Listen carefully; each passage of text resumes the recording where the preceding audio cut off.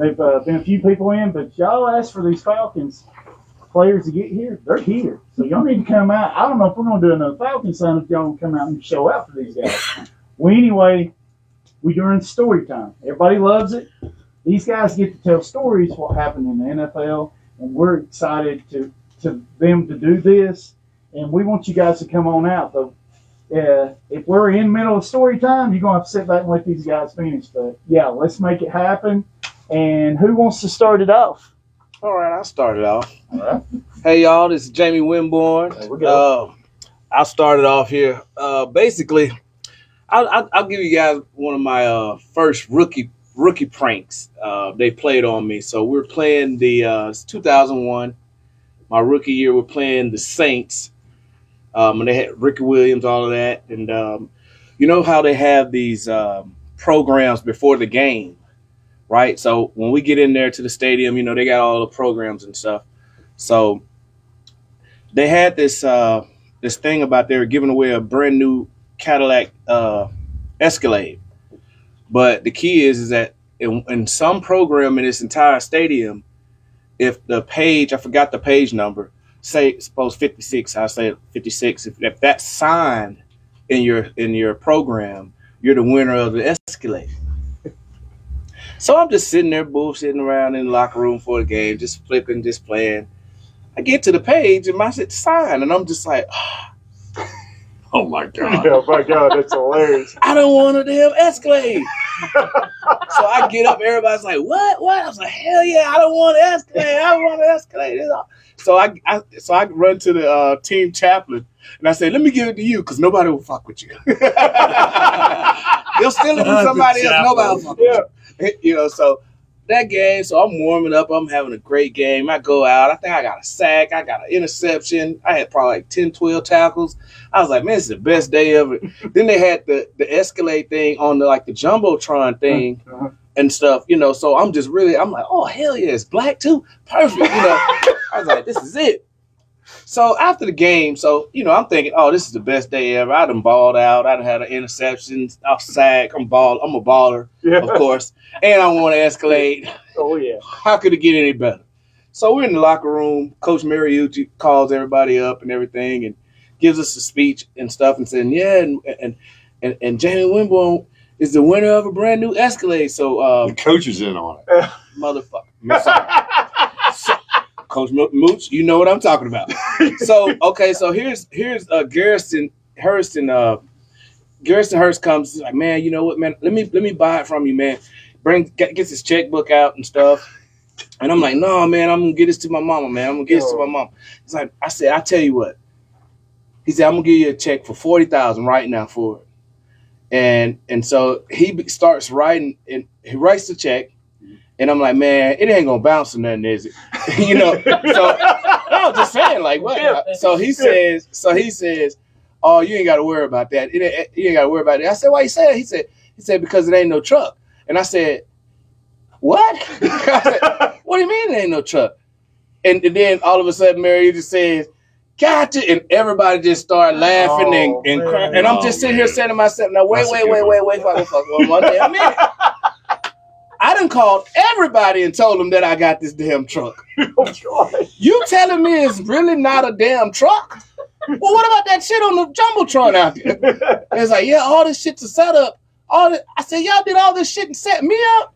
That's funny. And then everybody's coming over there dabbing me. Gotcha. Yeah, gotcha. I got my shit and I got back. And went on the fucking bus. I don't want to hear that. Yeah. You don't play a joke on a black man about an Escalade. What's wrong with you? What are y'all doing?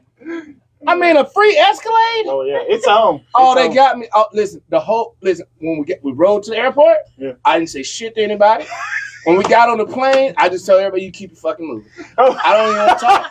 Like, that's not the type of joke to play on a person. Oh, no. Really? No. I just had a sack of like 10, 12 tackles, an interception, and a free Escalade, but ain't no damn Escalade. Oh. I played that whole game knowing I already won. And I didn't win. Oh man, I was so mad. I listen, honestly, I was like, you know what? I don't even think I like this team no more. But that was my story. Mooch, you know, I still to this day don't like you about that part. And Garrison you shouldn't see when he gave the checkbook, he pulled the checkbook out. Of course, I mean, yeah, he got that kind of money. Oh yeah. But still, that just put extra fire to it. Like that I was thinking about selling it to the man. Oh my God. Mama would have been mad though. Well, she was mad because I told her I already had it. Oh man. Good. She was like, "What, baby? They did that to you?"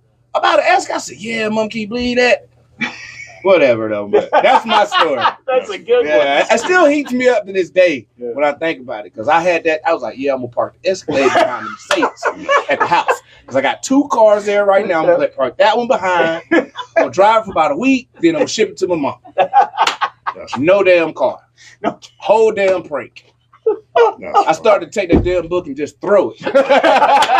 Get this shit out of here, man. That's awesome. But that was my story, y'all. You got more, but I'm gonna let you go, Wesley. Wes Pritchett let's see. From Atlanta, went to Notre Dame, won a national championship in '88 for Lou Holtz. Ooh. Played for the Falcons, the Dolphins, and the Bills. But we were talking about it earlier. My first funny story was I get drafted by the Miami Dolphins, and I guess I didn't sign. I held out for like a week or 2 or something, or maybe it was like a day or 2. It wasn't very long, I don't think. So I get down to Miami on like a Sunday night at 10 o'clock at night. It's dark. I'm checking in. I'm thinking like, where's the paparazzi? There isn't any. And but I see all these cars with their lights on, and I'm kind of Coach Shula's there, and he's very old school, and he's shaking my hand, and welcome to the Dolphins, son. We do gassers every day here, and it's not midnight yet, so you're going to need to go inside and change your cleats. I'm like, excuse me? Yeah. So I have to go. I go in. They turn on. They didn't have overhead lights. They turn on all the lights in the cars, pull the cars up to the practice field. I got to go inside, put on my workout gear, my cleats, and then we have to run time gassers. Like, I don't know how many it was, but it was horrible. For like an hour at 10 o'clock at night. And then he's like, welcome to the Miami Dolphins. I'm like, wow, my goodness. Man, this is not what I envisioned. No. And then I got to tell another funny story. So this is in 1991. So the day that, you make the last cut is whatever, let's just say it's a Sunday. So everybody comes in at the normal time at 8 o'clock in the morning. And then you just basically sit in this room and wait for people to come up and say, hey, man, coach wants to talk to you, which is not a good feeling. So anyway, I'm looking around and I make the team, and I'm all excited. I look at the coach. He's like, you made it. You're good job. I'm like, all right, great. So I have on my, I'm getting ready for, you have meetings, and then you have lunch, then you have practice. So we already have all our stuff on. I got on my jersey, my football pants, and my cleats on. And so and I had come from the Buffalo Bills, and they had sort of set it up. They catered us lunch every day, and it was a nice thing. We had like a nutritionist and a weight coach, all this stuff that was coordinating that stuff. So I get to the Falcons, and we finished our meeting, and we got about 45 minutes, an hour before we have to be on the field. And I'm like, all right, where's lunch? They said, what are you talking about? I said, where do we eat? They go, McDonald's is up the street. I'm like, you got to be kidding me. So I literally take my cleats off, run to my car, get in my car, drive around to McDonald's, which was up the street. The lady's looking at me like, do you play for the Falcons? I'm like, yes, ma'am. I'm here to get lunch. Can I get a Big Mac and fries? That's honestly got a true story. And so I'm like eating, and I'm like sitting in my locker, like eating a Big Mac and fries. But I really honestly don't remember what the other guys were eating because anyway, I remember Dion got so mad about it. And he ended up, he had a friend or knew somebody that ran a soul food place, and they started catering food. But the players paid for the food. The Falcons did not pay for our lunches. If you can believe that, it was freaking. Yeah, that is crazy. Times have changed significantly since then. So those are 2 funny stories. Another funny story is. Dion and Andre Rison. So I graduated in '88. So we played in these all-star games in college, and it was I'm the same year as Aikman, Dion, Rison, Broderick Thomas, Derek Thomas. Like there were some dudes. I just talked to him. There were some really good players, and Dion was just Dion. He created primetime branding. Like he was the first guy to ever do all that. But so we're at the game. I was telling this story, and everybody's, the coaches and the scouts would kind of mill around with all the players, and everybody's going out of their way to try to make a good impression with the team, because you never know what team is going to like you. You only got a full one, right? Yeah. Anyway, Deion's had enough of that. He stands up and says, "Excuse me, everybody. If you don't have the first 5 pick, you're not talking to prime time." And that's it. He runs out, and everybody's like, "Did he really just do that?" And that was like the whole legend of Deion being built. So I mean, it was real. Like he didn't. Wow. He was just different with the way he did everything, and but he could back it up. Oh yeah. It ends up. Nobody ever called him out because he had the proof of the pudding. Yeah, So, absolutely. Well, I got one more. Y'all got, do we have time We for can one do more? as many as you want. Okay, so check this out. We were Jesse Sapola. Every year, we go over to Hawaii and visit like 6 or 7 of the islands over there in Hawaii. And what we do is we go and play charity games, basketball games, and stuff like that. But on this particular time, Mike Rump's going to kill me for this, and his wife, obviously. But so, we were over there, we were getting, having a good time. And we were on these scooters. We got these scooters, right?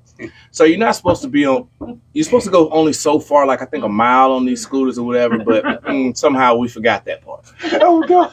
And we were supposed to be back by like 4 o'clock. But, here it is about 8:30, 9, 10 at night. We're probably about 10 miles away from the place. And we're on these damn scooters. And so they'd already told people, nobody, they didn't want anybody out there on the golf course at night.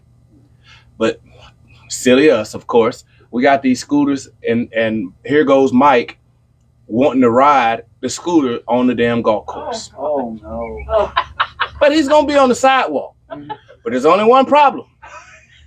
it's called the cart path. Yeah, the cart path, I guess. They water. The sprinkler system comes on at night. That's funny. Oh, no. So Mike's riding is me, Julian Peterson, I think, and Mike Rump and Jimmy Williams.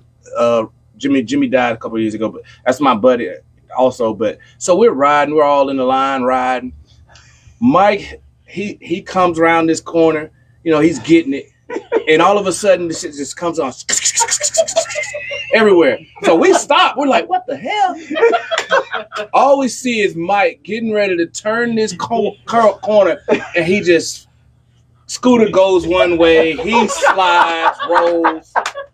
So we're just like, it's no big deal. But when Mike gets up, he has completely skinned the entire left side of his skin off. Now here it is. The first thing all of us was like, oh snap. Veronica's gonna kill us about this shit, because we weren't supposed to be out here, and we all kind of done snuck out. The wives are back at the place. We're just like, oh my God, how are we gonna explain this? So he had to get this whole big thing on his face, and the fire department, all those guys, they didn't like us over there for some reason. Wonder why? Can't imagine why. We played. So we had a volunteer game. a celebrity game to play basketball. And when I say this game was like the hardest fouling damn game I'd ever played. Now, they don't they didn't. And they tried to beat my buddy up they don't play in nice. the club. They don't play nice. Yeah, they didn't. They tried to beat my buddy up. The girl came and started talking to him, but he didn't see it. But I could see there's like 15, 20 guys right there. They don't look friendly or none of that.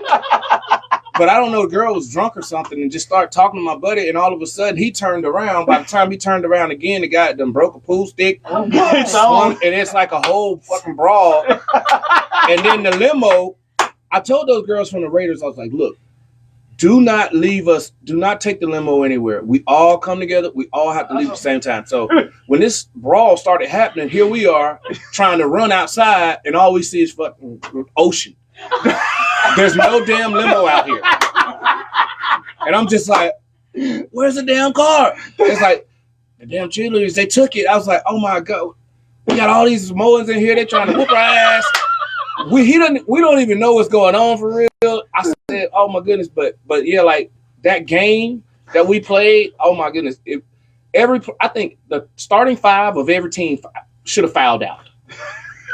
They had to stop the whole celebrity basketball game because we were about to get into a brawl in there. I was like, what in the world? We come over here for fun, and we done got into all of this stuff. I mean, but, we were wrong. I guess we were wrong. We shouldn't have been out there that late at night, and we shouldn't have been, I guess my man shouldn't have said anything to that girl. Yeah, he didn't even know. One thing I want to ask, of that scar. Whose car? Remember, he got his face messed. Oh, Mike's. Yeah, Mike's. He's got scars. No. Okay, good. They got all that good stuff to make sure your stuff come back though. But yeah, Mike was messed up though.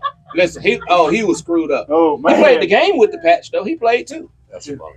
Yeah, but we were doing too much out there in Hawaii. I won't lie. It was quite. And then there's a couple other stories, but I can't tell you about that. Yeah. I have one more. Yeah, these are the PG versions. Yeah. Okay, there you go. Yeah, we have some good ones, but that won't be part of this broadcast. Okay. Anyway, so I don't know if you were in '91. That was when Primetime's heyday, and he's branding and all that stuff. And so we had all these celebrities on the sidelines all year. We had a bunch of different celebrities. And so James Brown came out to practice. Oh, yeah. MC, and this was MC Hammer. Like, this is the height of MC Hammer, okay? So that was when all that... Too legit to quit. Yeah. So MC Hammer had been around Dion. He must have been good buddies with Dion or somebody, because he was always around our practices. Mm-hmm. And so anyway, we're playing San Francisco in the old Candlestick Stadium. And so MC Hammer's there with his whole entourage. Like, he traveled with like 30 dudes. It wasn't like just MC Hammer. He's from Oakland. All right. Yeah. So I don't know, you may not be old enough to remember this, but this is when MTV, like, everybody sat around and watched the videos on MTV. I remember that. Like, that's we would have parties and guys we would come over and just watch MTV because you didn't have streaming anything. And you didn't have cell phones. So anyway, all right. So MC Hammer, Too Legit to Quit, has not been released yet. Okay, so that video had never been released. Oh, wow. MC Hammer is in the locker room, and he puts the video up on the monitors. Oh, wow. All right, before the game. Wow. And he's in there dancing, too legit to quit. And everybody's going fucking crazy. I mean, like, insane. Like, that was probably the greatest music video of all time. Yeah. So it's first time anybody's ever seen it is in Candlestick Stadium before the game. Yeah, man. That was, and so I grabbed Dion, Andre Rison, and me, and I have a picture in the locker room that game, man. and there's a Budweiser clock behind me. So in the locker room, in Candlestick, was a big Budweiser can clock in the locker room. I mean, it's just... Yeah, MTV, when it was crazy how different everybody things are loved today. MTV. Oh, yeah. That was the hottest thing. Yeah, but you don't have the rapper in No, your locker no. room before the game dancing. No. How did you do? I was like, I don't know that Glanville knew that was going to happen. You think so? I don't know that he knew that, but it did. Got any more? We can keep them going, guys. People love these things, and they always say, when are you going to do story time? All the time when we're live. I'm trying to think of some more, some different ones. I got to scan through, make sure got to make sure they're right. Protect the innocent. Yeah. I'm trying to think of some more. Of when I was in the pros, some really good ones in the pros. Now you can do college too. We've heard, they done. Yeah, college. I mean, we had. Oh God, I can't really tell that one. See, that's what I'm getting at too. Every one of them has a part in it, a key part. Yeah, it's like, oh no, I don't want to get somebody. Well, I'll tell you a story. So, I get drafted by the Dolphins, and I already told you about the first day I got to go out there and run gassers. Yeah. So the next day we have 2 days. I mean, it's miserable. You're in South Florida in July or August. It's miserable, and so you walk in from 2 days, and the starting tight end at the time was a guy named Bruce Hardy, and he had the first locker when you walk in the locker room. And he's just sitting there like this, smoking cigarettes. Just full on chain smoking after practice. I'm like, God. And the whole locker room smells like cigarettes. I'm like, what's going on in here? Are you kidding me? Like, get this old guy out of here. He's like been in the league 15 years. He's freaking. It's 2-a-days. He's smoking cigarettes. It's 10 o'clock in the morning. Yeah. Like, I got to go get in the cold plunge because I'm sore, and, I got to go rehydrate. And, it was just smoking. He didn't smoke one. Oh, no. He had like an ashtray in his life. Oh, God. But how fast was he? I mean, he could play, man. Wow. He was one of those guys that had been in the league 10 years. He wasn't like the biggest guy, the strongest guy, the fastest guy, but he was a player. Like the guys that make it in the league that long, they're just cagey vets. That whole term, the cagey vet, the dude got open, the dude made plays. Wow. And he smoked cigarettes after practice. That's hilarious. Yeah, definitely. It's hilarious. Definitely. Well, I got one funny. It's kind of crazy. My draft day. So my agent lived in Atlanta, so we had to party at his house, and I had like my whole family there, and all of my little cousins, and folks from Alabama, and some friends, and all of that. So I had this hope. We ended up getting ready to go out later on that day, and I had like 20 rooms at the hotel, and so one of my cousins, he's, we're from Alabama and all that, he's smoking his Black and Mild or whatever.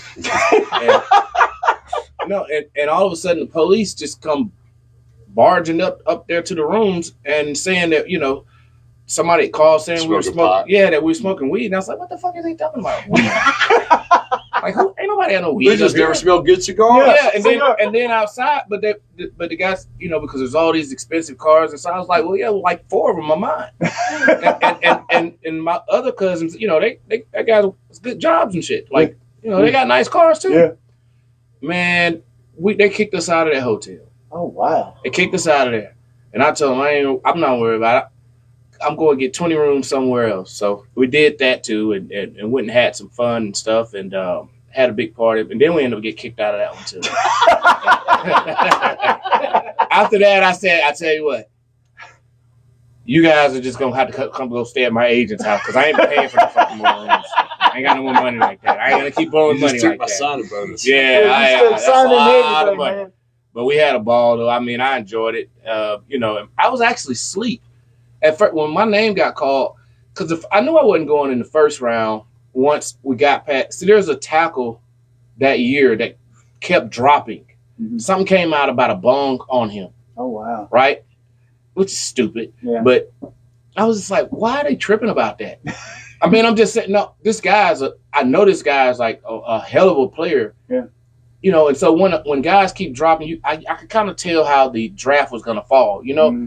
Only one linebacker went in the first round, and that was Dan Morgan that year. And he was a kid from Miami. Yeah, 13th pick.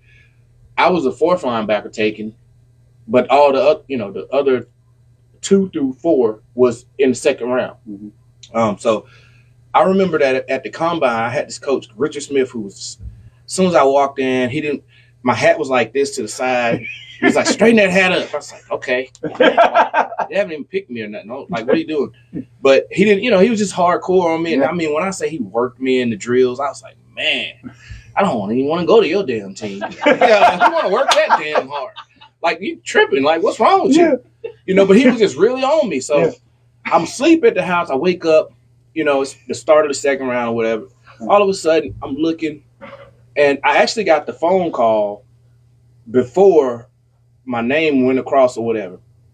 And when that phone rung, I was like, hello? He's like, is this Jamie Winborn? I was like, yeah. He said, this is Richard Smith. And I said, oh, my God. No way. He said, are you ready to work your ass off? I was like, oh, no. I just want to come up there and kick it for a second, but damn. And he was like, well, you get ready to work your ass off because we're drafting you. Then my damn name, my family went crazy. It came across this ticker and all that stuff, man. But they was like, what's wrong? What's wrong? I was like, man, y'all don't have a clue. Y'all don't even understand. This guy didn't want to go. Oh, I did not want to do that. I got drafted. I had, you talk to all these teams when you're doing the combine and whatever during the period between the end of the season and the draft. Mm-hmm. I had never met anybody at Miami or never talked to anybody at Miami. And then I get drafted. I don't know anybody down there. The guy hated me. And the linebacker coach hated Notre Dame. No way I'm going. This there. is not a great place for me. I don't need man. me here. Is what I'd be thinking. I don't really know how you. you made it in my because It was totally different back then. it was. I'll have to tell you. Oh, okay. It's not like it is now. Oh, I was like, I don't know. If There I was would've no- went down there. There with was a buttload of nothing money. on South Beach. South Beach had the Clevelander, Oh, and then they had this place at the end, at the very end. I can't remember what it was called, and that was it. Everything else, none of that other stuff was there. In fact, most of that area was all like dilapidated, like old folks' homes. yeah. You could have bought all those buildings down there in the early For a little 90s bit of for nothing. Wow. You could have made, imagine knowing what it's. Oh yeah, what it knowing is. what's going today, on now. Today, Miami would be a very difficult place to play. But you know what's crazy? My opinion. This is the thing. This is what's really crazy. I was such, like a country guy, right? I'm from Alabama. Wetumpka, Alabama, by the way. Yep. Okay, so Yep. The only thing I knew about anything on the West Coast was like Tupac. Oh yeah. And for some reason, I was associating San Francisco with LA. I just kind of bunched them together. Well, anyway, so I get on when it was time to fly out, and I was like, why the hell am I flying to San Jose? Like, what is that? So I'm going to San Jose, and I had no clue that San Jose was 45 minutes, like almost an hour away from San Francisco. Mm-hmm. And so I get off the plane there, and they did really good, though. They had people out there with the little signs and all that, so that was cool. But I just didn't understand why the hell I was in San Jose, and I'm here to play for San Francisco. But it ended up being pretty cool. Down Don't they in their Clara. facility in San Jose? It's in San Jose, Santa Clara, actually, which is right there with San Jose. But I was my butt. I didn't even know, and then I didn't know we had to go an hour away to go play the game. And then I was really pissed because I thought Tupac, this is where he was supposed to be at. Fucking LA. I was nowhere near any of that. But I did get to meet E40 and all of that, so that was real cool. So, we had a good time with that, but I had no clue where I was going and what I was going to do. I just knew I was scared this damn coach was going to work the shit out of me. And he did. Oh, my God. Yes, he did. But I love him to this day, though. That's my guy. Rich Smith, really good dude. Really stayed on me, and one of the best people I've met. I'm trying to think, do I have anything else? I got plenty. Can't tell y'all about that. Yeah. I mean, we did get caught going like 90 something down the highway that time. I got. Yeah, Might have been a car full of smoke. I don't know what we was, though.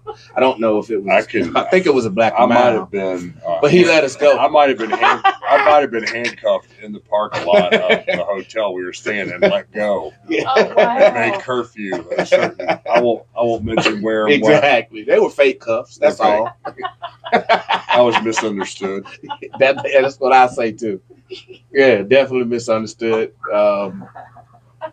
But I will give you one against Georgia, right? We played Georgia. I was telling them about that.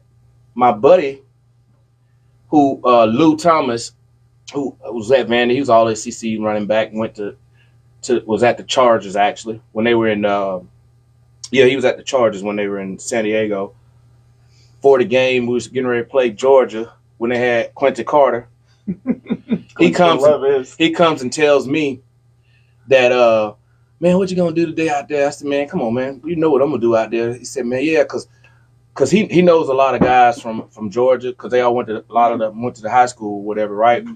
He says, man, those guys say, man, you ain't really as good as they say you are. You make all your tackles 20 yards downfield.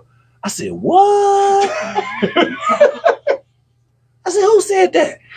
He said, man, them boys over there that said that. That game, I put 3 Georgia running backs out. Let's go. 3. Okay. I came out there with a vengeance. Now, we didn't win. Now, we should have won. But some coach, love him to death, but we were up 21 to like, what, 3 or 7 or something like that.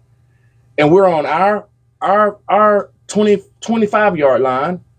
So I'm down there. We're getting ready to punt it. So all of a sudden, I'm looking for the damn ball, and I see some bitch running with the ball. I looked at my buddy. I said, what the fuck is that? Is that a fucking fake punt against Georgia? Oh God! On our 25-yard line, we're up 20. We're up like 17 points or something. Who called? So I grabbed my helmet and I'm running back down the sideline saying, who called that shit? Seriously. I was really pissed. Like, who? Like, the whole world knows we're playing Georgia. Georgia's like a immaculate team. Like, you don't call a fake punt on your own 25-yard line. Man, when I say, okay, so we go down there to play defense, of course, because they stopped it, you know. One play, touchdown. I think they kicked off to us. We fumbled the damn ball. They got the ball again. One play, touchdown. I'm just like, oh my God, we just had Georgia down. Georgia Tech game this year. Like, what in the hell? Like, so, and after the game, I was so pissed. And this is why I tell players, don't talk to the media when you're upset. Because when they asked me what happened, I said, I know one thing. I don't know who called that damn dumbass fake punt. I said, I don't know who called that shit. Look, I got in so much trouble, Lord. And I love my coach, Woody, because he's the one that did it. But I loved him, but I don't know what you were thinking. What were you trying to get accomplished? But it was, I mean, I was banned from the media. I stopped talking to the media, actually, after that one, because I got in trouble because they asked me something, and I told the truth and got in trouble. So I said, I'm not talking to y'all no more. I didn't talk to them. No more. I got one more. So my freshman year, we played. Maybe it's my sophomore year. My sophomore year, we play Miami at Miami. This is when the U was really, really good. They had Michael Irvin, Russell Maryland. They had everybody. They were stacked, right? So we all know that Jerry Faust is leaving. Jerry Faust has been a disaster at Notre Dame. So we've all been out all week in Miami. So we leave South Bend, it's snowing. We get to Miami, it's 80 degrees, and we got like 5 days. And so you can only imagine. And so the game comes. I'm kind of split time with the guy. He gets hurt. I play the whole game, and they just beat the snot out of us. I mean, they end up blocking a punt and throwing a touchdown pass from like the 25-yard line with no time remaining to beat us like 58-7. I mean, it was 50 something. Wow. No, it was ugly. It was one of those F you. We don't like you, and we just used you, and it was awful. I mean, I was pissed, right? So I did not like Miami. Let's just put that lightly. So then we play them the next year. They beat us again. It was closer. Like we cut it in half. Lou comes in. The only thing he changed was everything, but it takes 2 or 3 years to kind of get your guys in, change the program's expectations, practice habits, how to win. How to be a team, just accountability on all levels. Anyway, so going into my last year of college, my fifth year, it's like the third or fourth game of the year, and we're in the top 5, and Miami's number 1. I don't think Miami's lost a game in like 2 years. So this is the famous Catholics convicts game. So we have, the school, like, the whole campus, the whole week was just, it was never anything like just the electricity and just the true hatred. We freaking hated them and they hated us. And, awful, like punch you in the face. And so it ends up being that way. So we're warming up. And, the last thing we would do in the warm-ups is everybody would line up in the back of the end zone. We would punt the ball. Meanwhile, the visiting team would usually go around the outside and behind us and go into the locker room. Well, Miami runs right down the middle. And I'm watching them come down there. It's me and the other starting inside linebacker. He goes, do you see that? I'm like, do you see that? Man, all of a sudden, wham! It was just like, like 100 dudes fighting, kicking. It was, you go back and watch the highlights. It was a full-ass brawl. Yeah. The cops had to come down. The cops had to break it up. It goes on for like 5 minutes. So they stop it. They stop it. The whole team. So we go into the locker room. Everybody's going. Now we are. It's wild. It's on. Now dudes are throwing their helmet, breaking chalkboards. Yeah. Like it is. We're like it's on. We will all die on this field today. Yeah. And that's when. And then Lou calls us up and he starts telling this story. And he goes, and leave Jimmy Johnson's ass for me. And we all just go running out.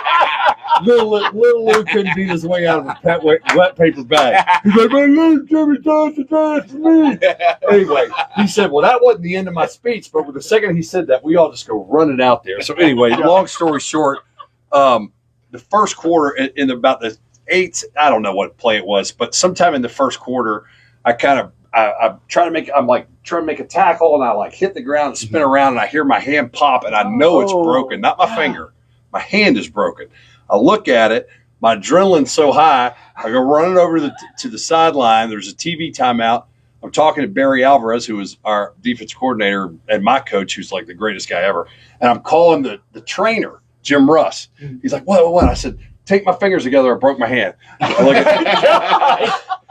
look at Alvarez. He goes, you broke your hand? I said, tell me about the defense. I swear to God, he'd take my fingers together. I ran back out there. And I ended up having 14 tackles in that game.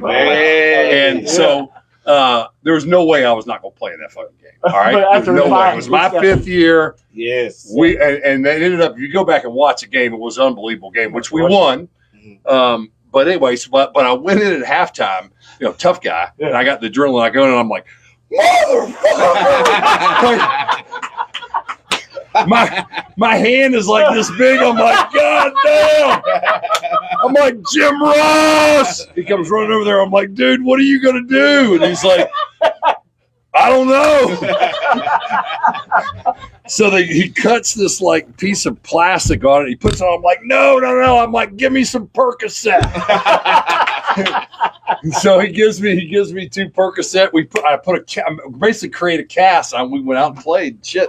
When the game's over, This is actually a funny story. We win 31-30. They go for 2 at the end. We knock the pass down, and the rest is history. But we blew them out 31-30, and that was a joke. And so, but I remember my hand literally looked like one of those plastic gloves. It really was. It was about that big. And I'm sitting here like this in the locker room. It's like when you give it your all and you're victorious, there's like really not a better feeling in the world in sports, And I'm sitting here like this, and all of a sudden some idiot is beating on my shoulder pads. And I look up like this, and it's one of my best friends from Atlanta. There was like 5 guys that I had gone to high school with that the only game they ever came to at Notre Dame was the Catholics Convicts. Wow. And somehow they're all 5 in the locker room. I've never seen it. You can't get in the locker room. Yeah. They are standing around me at my locker after we beat the Catholic Convicts. So anyway, that's hilarious. That was spectacular. That was probably that may have been my best moment. Well, actually, one more. No, one more because this is cool because my friends always call me Forrest Gump. Oh, Lord. Because you know how because Forrest Gump was always around like the most famous people in the world. He just kind of standing there like a Forrest Gump. So that's kind of like I'm always just like, yeah, that was me. I was standing there like, and so we win the national championship, and so we go to meet the president. So it's Ronald Reagan's last day in office. So we give, Reagan was known as the Gipper. Yeah. Right. So, and that was the Notre Dame play. He played the famous Notre Dame player that wins the game and dies or whatever. Yeah. So Notre Dame's decided that they're going to give the real Gipper sweater in the Rose Garden. Uh-huh. So I was one of the captains, and we're there, and so it's Lou Holtz and the president of Notre Dame. Mm-hmm. And George Bush Sr., Ronald Reagan, Dan Quayle. You remember him, the vice president? Because George Sr. and Dan Quayle are going to be in the office the next day. Yeah. Wow! So they're all in the White House. It's crazy stuff, right? Yeah. And so the only reason I even remember all this is because I've seen a YouTube video like in the last 5 years. I didn't remember a lot of this. But anyway, long story short, so I'm standing there, and nobody had told us anything, and all of a sudden the president goes and Wes Pritchett and Frank Stams would like to give Ronald Reagan the Gipper sweater. And so I'm like carrying the Gipper sweater. So I have all these pictures in the Rose Garden, like giving Ronald Reagan the Gipper sweater in the Rose Garden. So and that picture is in the Ronald Reagan Library. So that's my my one Forrest Gump moment. That one and the picture with Dion, Andre Rison, and MC Hammer in the candlestick. That would be my two claims to fame. That's it. I don't have any more for me. I don't know. I don't have it. I don't have any more. I'm trying to think of some right now. I don't think I have any more. I might have ran out. PG rated. What would you say y'all's greatest accomplishments in your careers would be? In football? Yeah. For me, I would say just I think winning the Ed Block Courage Award from coming back, because it's voted on by only your teammates, and it's only one each team every year, So, and I got that the year before I damaged my neck. I had a hernia. I had to get neck fusion C4, C5. So I got a metal plate with 4 screws in my neck. Obviously, and I can't believe they let you play football. And it cost me a lot of money, actually, because some teams didn't want to sign a guy. They don't really mess with guys that have neck injuries or whatever. And I was undersized too. I mean, just to give you an idea, like I should have signed a big deal like that. I signed a deal for like 1 year, $3.25 million, coming off of neck surgery. So just imagine if I hadn't been hurt, basically. I would have got super paid. But anyway. Just that award, because honestly, to be honest with you, in my mind, I said I'm going to keep playing. They told me not to play no more. All the doctors said your career should be over. And I told all of them, God told me something different. He didn't tell y'all. And I went back, and I kept playing and it worked. But the truth is that I didn't know what was going to happen the next time I came in contact with somebody, and I went out, played really good that next year. And, it was real physical, because I couldn't afford to be out there hitting somebody half speed or something and hurt myself. So I was always full go. And just the fact that I won that award after that, because, it was a big turning point for me. And I played 7 years after that. So that was the biggest thing, because, it takes a different mental to go out there knowing that your neck is screwed up and that any hit could paralyze you, but you still go out and do it. And I played a hell of a lot. And, that I think for me, that was the biggest thing mentally and stuff like that. I took myself to a place I didn't even think I had in me. I would say for me, to be honest with you, I got to Notre Dame. I was a young kid. I was 17 years old when I graduated from high school. I wasn't I only played 2 games my senior year. I couldn't believe I got recruited by Notre Dame. And I ended up there. I get redshirted. I'm like the only kid that gets redshirted, the only kid that doesn't travel on scholarship. I went from 11th string, starting 3 years, being an All-American, winning the national championship, being the leading tackler on the national championship team. So that was, to be fair, the NFL after that was kind of a letdown. Oh, really? Yeah, we were so at that back in those days. We were like the only team that was on national TV ever. We were on national TV every week. Shit, that's a lot of stats. Yeah. Did you just hear it? Say it again. Yeah. What are you talking about? We played. I think 4 of the top 7 teams that year. Oh, wow. And so, anyways, and then I get to Miami. They're making me run out there, and there's no paparazzi and. We didn't even have a strength coach. We worked out. The weight room was under an awning and a chain link fence. I was like, man, this is what I've been working my whole life for. Yeah. What have I missed? Yeah. So I don't know. I making an NFL team and running out on Sunday was definitely an incredible accomplishment. Yeah, that is.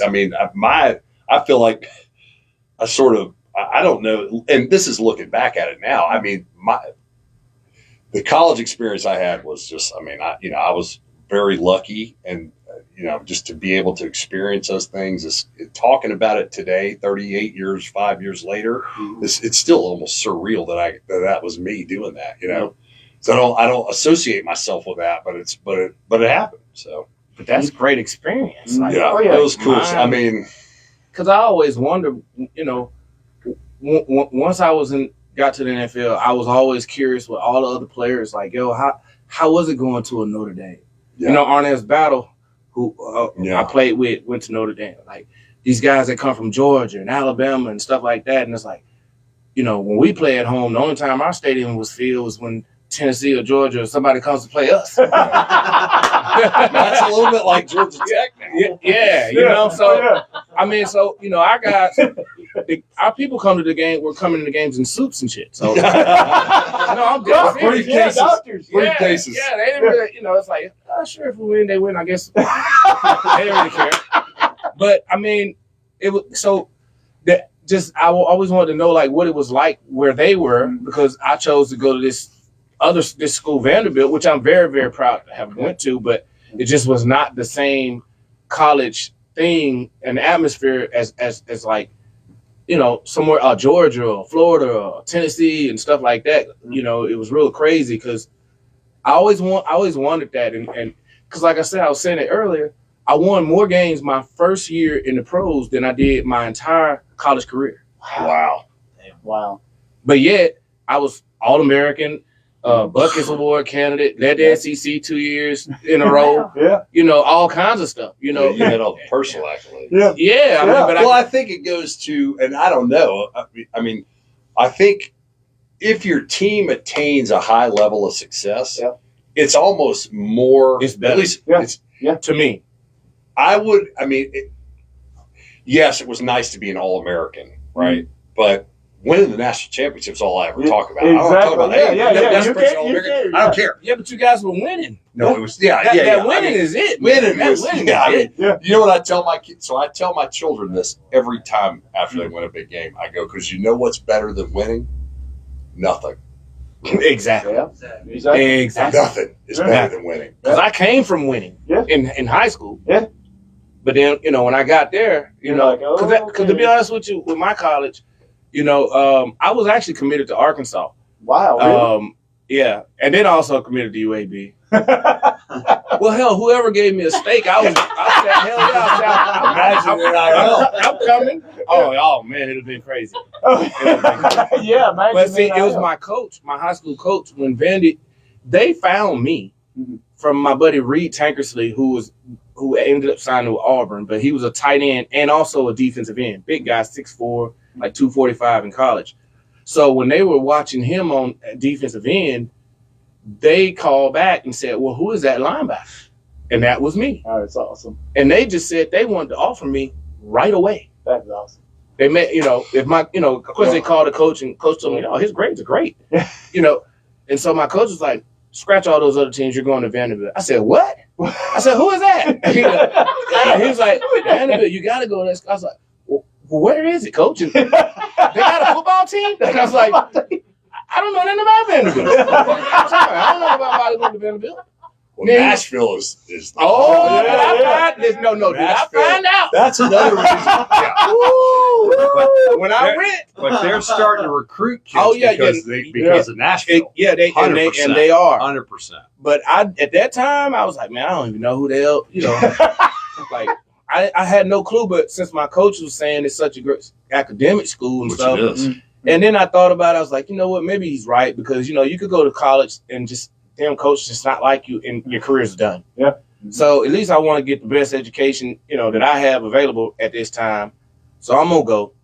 And then they redshirted me, so I was really pissed with my coach. I was like, fuck, man, like, I'm up here, man, we're not winning no damn games. Redshirted. Why are they redshirting me and we not winning? But it wasn't, but the defense was top. We had a top defense. Mm-hmm. It's just that offensively we could never get it going. And it was so depressing and hurting. It was hurtful, man. Like, y'all don't understand. Like, I just despise that losing shit. I really did, and I went into depression. Especially as much work as you put in. What? Oh my God! The work, the off season, the in season, the practice, the 2-a-days. But see, and and it's not shitting on any of my teammates that I had, right? But we had some people that losing was not a big deal to them. Well, you got to understand something. See, there is no go home for me. I was the first person there at Vanderbilt. I came with a suitcase and 3 outfits. Wow. I lived in the attic of some of the teammates' their house that they had. There was no damn air conditioner, nothing. It's hot as hell. I didn't even have any sheets or anything, but I lived up there. I never complained, nothing, right? But there was no go back home for me. Yeah. They didn't have dorms? I'm there before that. Oh, yeah, that's right. We're not technically, you know what I'm saying? So, yeah, when once stuff got started, I got to get a dorm and stuff, but I'm just saying, like, there is no other option. Yeah. You know, I have to dominate whoever I go, you know, I have to win. I have to, you know, because I can't go home. My people don't have money and shit like that. You know, I don't got time. I don't call home to ask for anything. I can send shit home. Yeah. So that's why I was so upset. Like, we lose a game, and to them it was just a game. But for me, it's like, motherfucker, that's like food just went out the window. Yeah. Y'all are tripping. Yeah. Like, this is it. Yeah. Like, we have to do better, you know? But they thought I was crazy. But I wasn't crazy. Like, that's why we can't win. Because over there, they feel like I feel. We got to win or we don't eat. Yeah, exactly. But we over here eating steaks and shit, and we ain't winning shit. This is something going on here.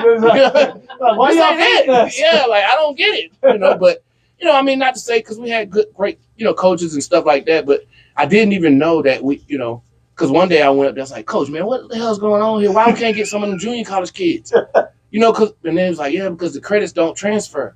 I was like, what? Y'all, how the hell are we supposed to compete and we can't get junior college kids? Because the other teams are full of them. Well, Notre Dame couldn't either. Yeah, but I mean, you know, they were full of them. Yeah. But, you know, y'all didn't Notre Dame fucking Rudy and shit. I know Rudy. You know what I'm saying? Like, Rudy. Oh, my God. Football is God. I got to tell my Rudy Notre Dame. story. It's God. We got God on our side. Yeah. I got to tell my Rudy story. This reminded me of that. Yeah. This is. I want to hear. This is fantastic. Let's go, Wes. All right. So fucking championship. all right. So you know, when you're playing, you hear. It's hard to take people serious because everybody's got some story that you're like, yeah, oh, that's great. Oh, like, go. Okay. And you talk about my story. Damn. Yeah. But so I shouldn't say that. But so anyway, Rudy is. I mean, he was offsides. He was offsides, but he was. So he's. I knew him. My roommate was really good friends with him because he lived in South Bend. All right. Rudy was a used car salesman in South Bend, Indiana. Wow. He's not at the top of the food chain. Okay, that's not very high. Yeah. And he's about. I mean, shit. I don't know how big he is. 5'8", 5'9". You know, kind of fat. I'm like, he doesn't look like an athlete. Okay? He's not a blessed athlete. Yeah. And anyway, and I know Rudy very well, and he would laugh at this story. Yeah. She's heard me tell it. But anyway, so long story short, we're in my apartment. It was like summer school or something my junior year, and we're just all sitting around talking, and Rudy starts telling this story about how he was the last guy carried off the field at Notre Dame, and he's written a movie about his life, and he's going to have a script about his life, and he's going to have a movie made of it. And I'm looking at my roommate like, get a load of this guy, would you? I said, hey, I've been to the moon. So anyway, I mean, I'm just like, yeah, okay, buddy. Well, shit, 2 years later, 3 years later, they're like, Rudy. I'm like, you got to be kidding me. That dude in the room, that was Rudy. Oh, wow. And I'll be damned if it wasn't true. And he had written a script about his life, and he went out to California, and talking about having a vision, and he figured out the guy, whoever the producer was of Hoosiers, where he lived, was in like Manhattan Beach or something like that, and he walked up and down until he found the guy. Oh, wow. And freaking went up to him and told him about his story. And the guy was so overwhelmed about how passionate he was. He goes, all right, fine, I'll look at it. And that was it. Yeah. Wow. And he wrote the freaking movie. And so let me tell you. So he played one play or two plays. Yeah. Right? I was an All-American, national champion, whatever. Blah. You ain't getting no movie. No, listen. No, not only that. So this is funny. So they wrote some book about our national championship, right? And so I'm doing a signing at one of the games, and Rudy's doing the signing at one of the games, same time. Oh. All right. So there's about 3 people over here for my signing, and there's about 10,000 people down the field for Rudy's signing.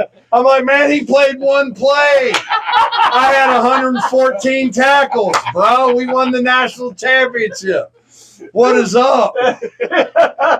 So anyway, that's it. That movie made me No, the cry, movie's man. awesome. Yeah, that movie, It's a phenomenal movie. How could you not like it? How could you not like that movie? Man, It's a movie. let Rudy play. Yeah, let Rudy play. Quick, have you on Yeah. side. No, this story's incredible, and whether or not some of that was exactly. You think it's a lot of Hollywood thrown in? I think they made it a little more dramatic than it was. Hollywood. But Yeah. here's the truth. He did overcome the stuff that was in that movie that to me was incredible. Forget about the football stuff. Yeah. Like just his family and where he came from and living in the stadium and all that stuff. Apparently all that stuff was real. Yeah.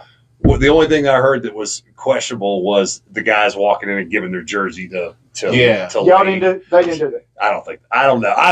I wasn't there. I wasn't there.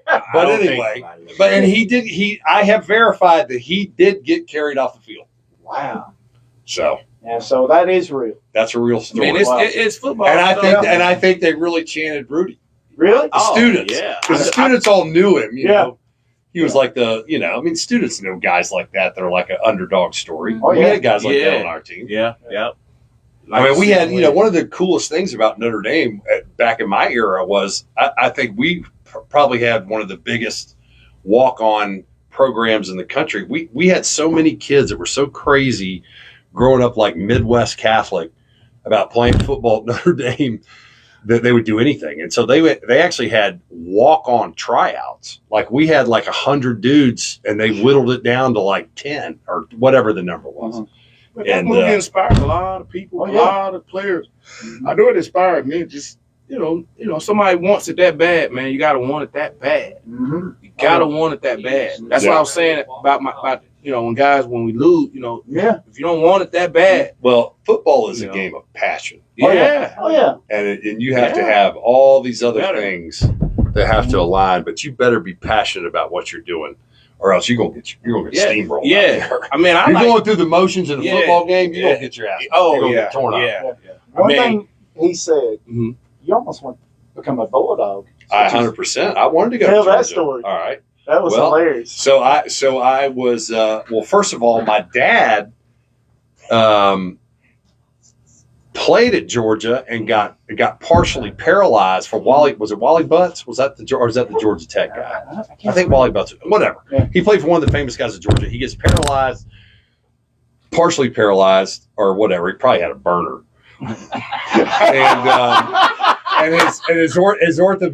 His sister was going to be a orthopedic surgeon, and he had gone to a chiropractor, which I guess was a new thing back then, and they cured him, and it was all like whatever. He ended up going to Alabama and then getting drafted, and then he played in like the Navy.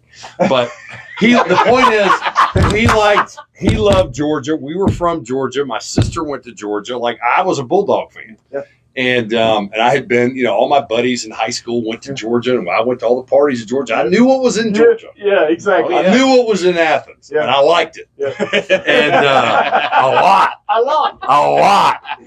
And God had a better plan for me. But anyway, so I wasn't like crazy recruited because I didn't play my senior year. I really don't. I played 7 quarters my senior year. Oh, wow.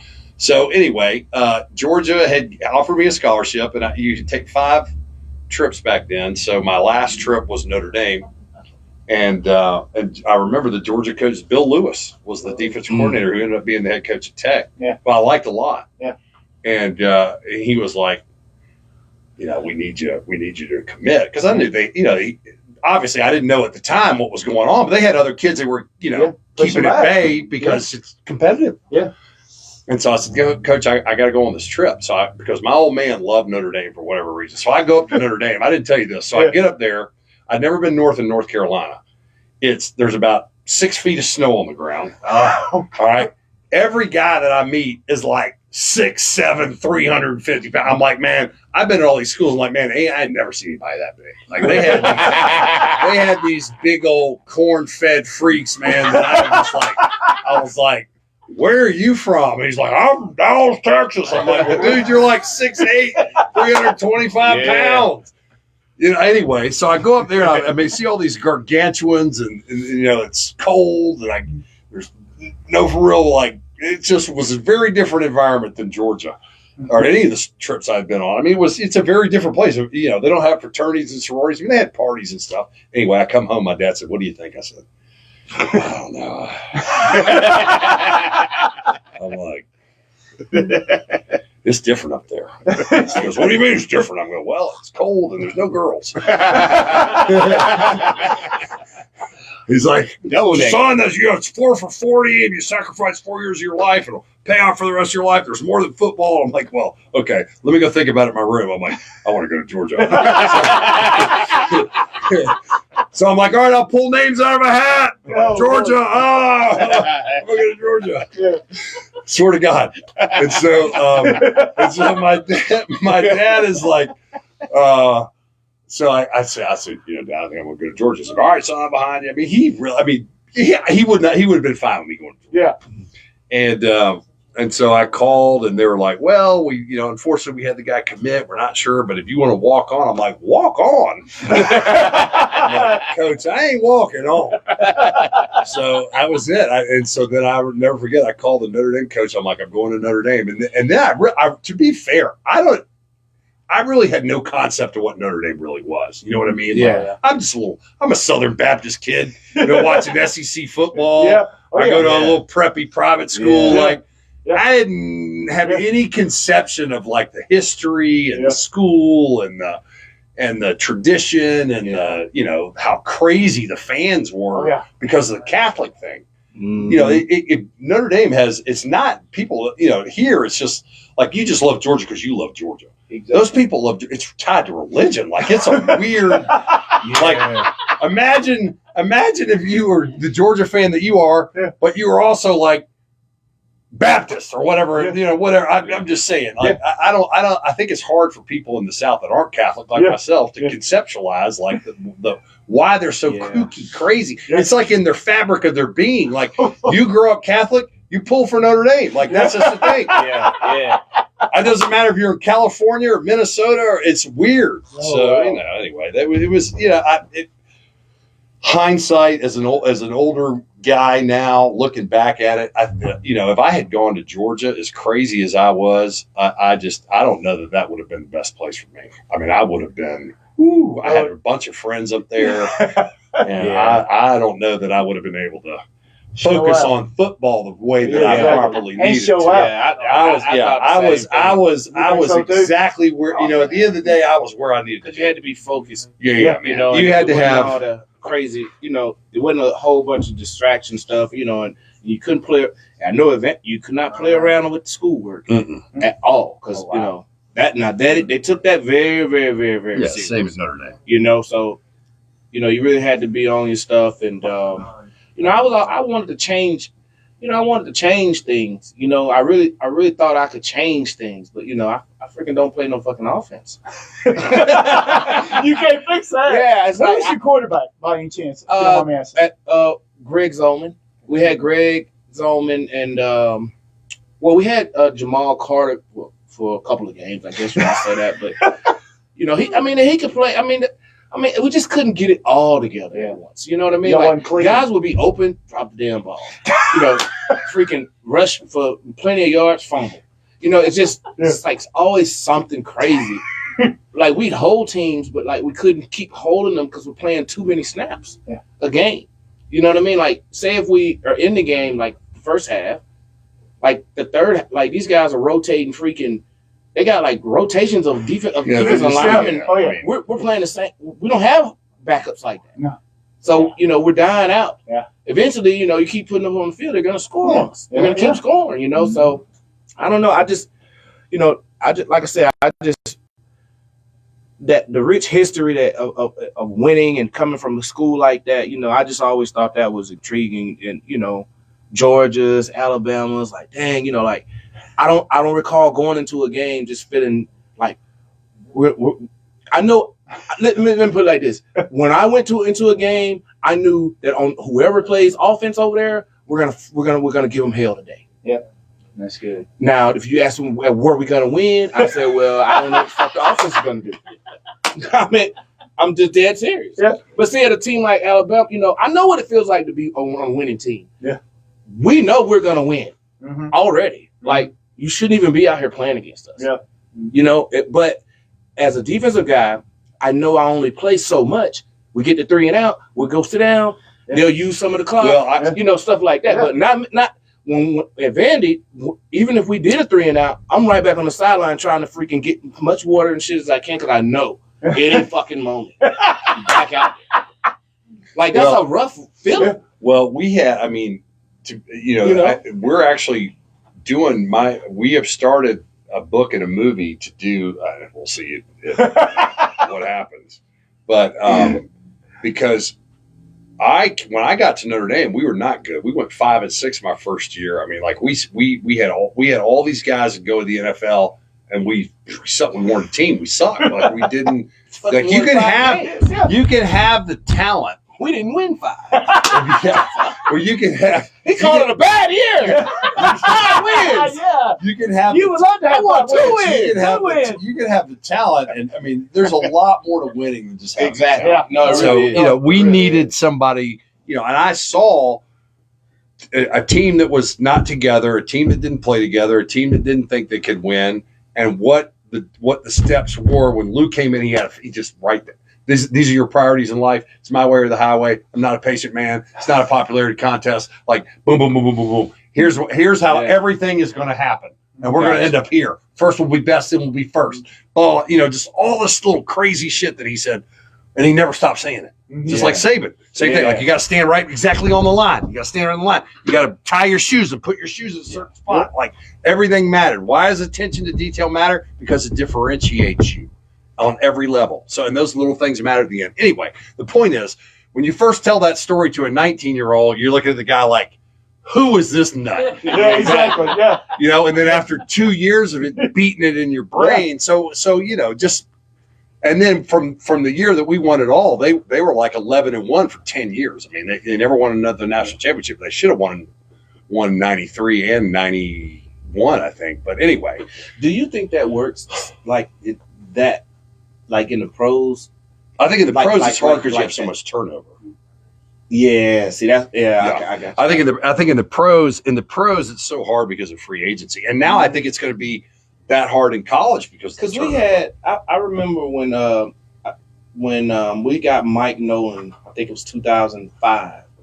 I ended up getting traded that year, but he came in, and because we lost a lot that 2004 season. That's the one year I did the ed block, right? But we had so many different injuries popping up left and right shit, right? So when they came in, it was kind of like he came in saying, like, you guys are freaking trash. You were trash last year type, everybody like looking at him like, what the fuck are you talking about? Like, you saw like we got like 16 people on fucking injury reserve. What are you talking about? Yeah. And so I think some of the players kind of took that like, like, just say we want to be better. Don't say we were just, because we just took that wrong.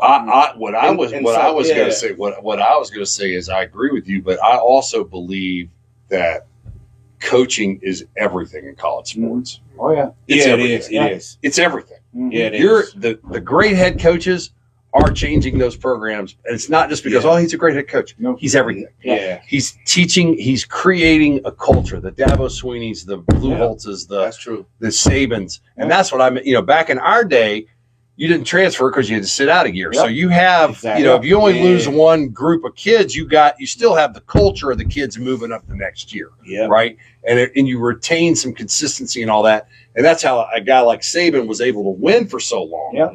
Now, with NIL and the money, nobody cares about. I don't know how you develop your culture and keep your culture. Yeah, that's why Saban hung it up. 100% why he left. So. He was smart. Yeah, he was. So I mean, DeBoer's in an impossible position. I don't care how great of a coach he is.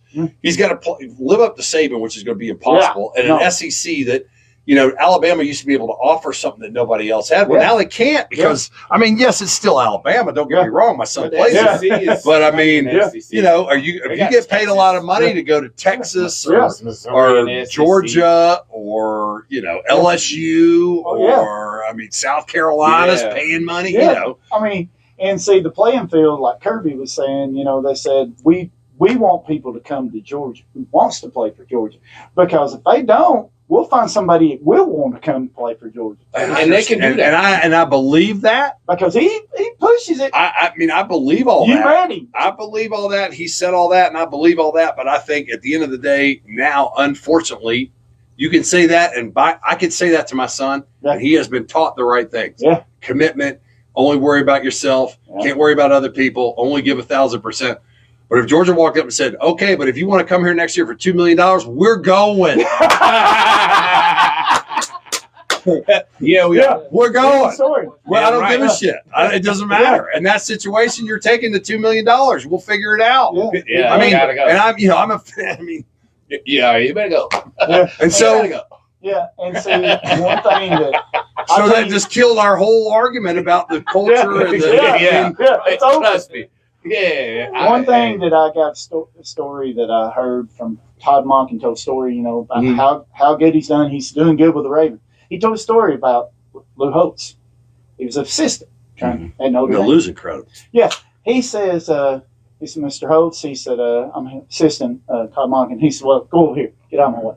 Mm-hmm. And so he's like, okay. All of a sudden he said, Lou goes, they got a Wendy's around here? And he's like, yeah, somewhere. Go get me a Frosty and get some food. Well, he said, I'm young and I'm trying to just make the great Lou Holtz happy. So I ran and get whatever and throw it on the thing. He said, you forgot my white Frosty.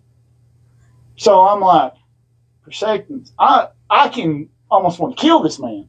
But I know what he can do at Notre Dame, so I want to learn from this man. Yeah. So he was like, chop, chop, go get my Frosty. Yeah. He said, are you serious? I just left, and it's right down there. I could run. He said, run. So he made me run to get him a white Frosty. Yeah. So chocolate wasn't a thing. He wanted a white one. Oh, yeah. So he said, I had all the food there, and that man, still today, I love him to death, but that's one day that I wanted to just grab Lou and just choke him out, because I ran, and I'm sitting there going, is this man worth this? But he said, I want to thank him, because where I'm at today is watching him and learning everything. And look at him now with the Ravens. Yeah. Yeah, I mean. Did you get to work with Todd when he was there? I did not, but let me tell you, there was a guy that was a manager at Notre Dame when I was there, and he's like, this is literally like the most impressive human being that I've ever met in my life. Wow. His name is, and I didn't even know about this. So he was a manager. His name was Brian Fenton. Mm-hmm. And he went on apparently to, was deployed like 4 times. He's got like every medal there is in the world. Mm-hmm. And he is, he's like top 3, I think, in all the armed services. Like he's head of all special forces globally for the United States. Like he's a craziest badass in the world, right? Oh, wow. And a nice guy. Yeah. And I run into him because he loves Lou. Mm-hmm. So he sat in with all the generals. He's been in every battlefield, right? He's sat in with presidents. Like he sees everything. He told me, talking to him, he goes, let me tell you something. Lou Holtz has made a bigger impact on my life than any of those people. He's like, this guy was a gift from God, and you guys don't even realize it. Wow. And I was like, damn. Now that's saying something. I look up this guy. I'm telling you, man, this cat, like, I didn't really, like, I'm like, yeah, General Fenton, blah, blah, blah. I looked him up. I was like, damn. that dude used to pick up my jock. Oh, wow. I ain't kidding. Oh, God. Like, I mean, he was a equipment guy. Yeah. I mean, he was a head guy, but. Yeah. Yeah, sometimes I'm telling you, listen, I got to read you who this cat is. All right, here he is. He serves as the 13th commander of the U.S. Special Operations Command, USSOCOM. He oversees all special operations for the U.S. Department of Defense with 70,000 Army, Navy, Air Force, and Marine special operations personnel and an annual budget of $14 billion. I mean, he literally oversees everything that we're doing, like Black Ops shit. Yeah. That guy's the head guy. How about that? And he was your manager. He's my manager. Oh, man. Yeah, the Forrest Gump moment. Yeah. There you go. I'm telling you, man. Forrest Gump moment. Shit happens all the time. It's weird. I don't know what's going on. Hey, it ain't doing me any good, but I can tell a good story. Yeah, there you go. I ain't got any money from it. Yeah, exactly. Oh my goodness. I know. Have y'all got any more stories? You got any more? Oh, I'm about out. I'm out. I thought I was Y'all out. have talked a long time. I thought I was out 3 ago. Yeah, you kept going. I Well, kept he you brought up going. Rudy. I kept you You going. brought up Rudy, and then you brought that. I don't know how I thought It of just- General Fenton. One thing that I do these things, and I've had a lot of my friends pass away, Mhm. and a lot of them, there's a lot of videos that you don't really get with your family and stuff. If something could happen to you today, what would you want your wife, your kids to know about the dad you are and the player of your teammates? What you want them to remember you for? Wow. Basically, that I'm just, I've always just been a good, loving person, fun person. As far as my family, everything I ever did was for them. That's awesome. I never, when the doctors told me I couldn't play, not to play again, I already had made my mind up that I was willing to die out here for them to be able to have a better life financially. That's awesome. Even though I would like to be here in person to help them. But Yeah. I just, everything I do is for them. Every single thing I think I do, except for when I'm out at the club and shit like that. That's me. It's for you. That's me. That's me. But other than that, as soon as I leave the club, I'm probably stopping at a grocery store or something for them. And, get some paper towel, get some ketchup. But honestly, everything is, that's really what a dad or father does. I mean, it's all for the family, really. It's, we don't, we get our little moments out with the boys, but that's about it. So, everything is for them. That's And, a good testimony, man. That's about it. That's awesome. Same thing. I mean, I would say for my teammates, I think that we try to get together once a year, at least a big group of us, and so I try to reflect a lot about it. I think Because they're winners. because it was all like the best time of my life. But I think Coach Holtz said he had 3 things. He said, "Do the next right thing, do what's right, and let people know you care." And I think that's it. And so I think, to me, like when I go back, I just try to tell everybody that, listen, I know I might have been an asshole at times and all that, but I really love all you guys and I care about you. And, we had some special times together. As far as my family, I mean, I think immediately, like my children who are my life, I mean, I think they know we have a very open relationship that I expect certain things from them, and I try to tell them what's right and what's wrong, and to be accountable and give 100% effort and don't be an asshole and treat people like you would want to be treated. And you know what? I mean, I think my children are far advanced from anything I was at those ages as total people. Yeah. They have spirituality. They're nice to people. They're accomplished. They're mannerly. I mean, my goal in life, I think at the end of the day would be to, that my children are far superior to that I gave everything that I have to them so that they could be better than I was. So that's awesome. and Guys. so far so good. But of course the bar was pretty low. So. Well, the championship is pretty good. They may not get that one. I might get them on that Okay, one. I'm stuck on the championship. Okay, I'm stuck on it. He's still I'm still upset. pissed. I can't play no more. That's why I be betting and shit on games and still fucking win.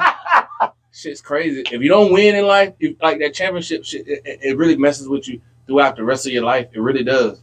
You remember Ricky Bobby? You ain't first, you're last. Yeah, Well, I mean, it really does. Seriously, Yeah. do you know I wanna win. You know what's better Yeah. than winning? Nothing. I mean, not winning, that shit sucks so bad. Well, it seems like all the hard work you do and you want to win. Yeah, it just I mean- slips through, and you're like, okay, all this hard work I did, and we didn't And win. now I At look- least listen. be taken back. And now I look at our stadium. Our stadium has so much new shit in it. And look at this shit here. That's me. That's me. That's Reagan. That's the Gipper. I'm not holding the sweater in that picture, but Yeah, you just got all kinds. that's of crazy. Right? It does. I Man. love you, Jamie. So Hell, you get a winner and a loser in the same damn place. Damn, shit, got a loser in here with me. You got Well, the same damn champion in here with me and shit. No, that's pretty cool though. No, it's serious. That winning stuff, man. I swear that you're right, man.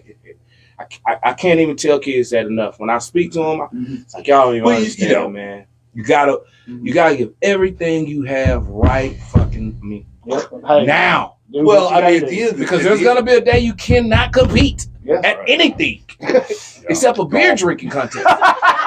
And you might, and I got health issues. I'm not gonna win that.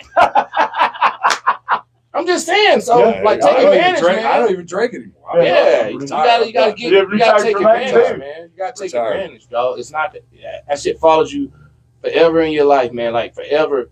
You know, people are gonna talk. Every time I see Quincy, any of these Georgia people that I know, and trust me, I play with so many. I know so many of them. They all talk shit. really, T? Quincy does too? Every one of them. Quincy, Guess what they'll say? Oh man, we're talking about winning right now. You know, you went to Vanderbilt. Ooh. I be wanting to burn the whole fucking place down. But he's right. I can't even talk. Yeah, I can't say nothing. smack. Yeah. And that hurts. Yeah, I That know. hurts inside. Well, listen, if it wasn't for my last year, I would not have much to talk about. Yeah. I mean, I had You got it. 4 average years and then one that made up for Got it, all of man. them. That winning, bro. I'm telling you that. I'm That telling you, winning. it's still hurting over Man, here. think about it. All the people that have won. Mhm. They always talk about it, don't Yeah, they? Yeah, and the people that didn't win, we just sit back and listen. yeah. Like he's doing now. And that's all we can do. Yep. Because they won. Yeah. They won. There's nothing you can do. They're the winners, man. Like, there's nothing you can do, dog. Like, just get ready for next year or some shit. All I know is But it's I ain't been gonna a have fun day, man. Y'all have Yeah, been thank you. amazing. Thank you I am much. so Thank glad y'all y'all for came having us, out man. to our little small town in Chatsworth. Hey, It's okay. I brought 2 Falcon players. I'm not bringing them back because y'all didn't show up, show some love to these guys. This has been funny all day long. That phone's fixing to go dead. We just started this, and they've been keeping them up. There's more that they can't tell. But y'all missed out on it. But that's the way it is. Man, That's the PG version. pleasure, Gene. Thank you, bro. Pleasure Thank you, of sir. all you Yeah, guys. I thank you. appreciate We'll come y'all back, showing though. my little small town. 100%. Pizza Hut for Oh, yeah. Pizza Thank you. Hut. Thanks, Thank you, Pizza Pizza Hut. Hut. Thank It you. was Hey, by the way, the pizza pizza was I good. enjoyed pizza it. was off the charts. It really We was. appreciate Pizza Hut. And next to me. yeah, thanks to celebrity up here, Ethan Baggett, helping out. What's up? But yeah, guys, we appreciate these guys coming out, and we want to do more signings like this. You guys have got to get in here. Today is 30% off, and we're gonna be leaving at 4:00. So Tuesday, everything goes back to the same price. So come out, show some love, and what kind of fan are you?